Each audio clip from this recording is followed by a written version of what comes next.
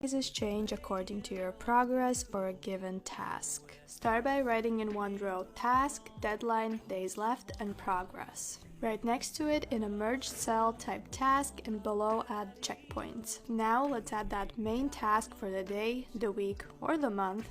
And to be able to pick your deadline for it super easily, just go to data validation and select is a valid date, and then double click for the calendar to pop out. To see how many days you have left until your deadline, type the formula you can see on the screen. Now dissect your big task into smaller goals, add those in the checkpoint section, and insert tick boxes right next to them. To see your progress towards your big task in percentages, follow or screenshot the formula you can see on the screen. The meaning behind the moon phase formula is very simple. So if our progress is 0%, then we get a new moon.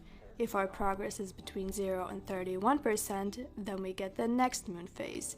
We repeat the same exact steps for the following percentages until we get to the full moon, where if our progress is 100%, the task is complete and we get the full moon. Now, as you go through your checkpoints, the moon phases will change and you will be able to motivate yourself to get to the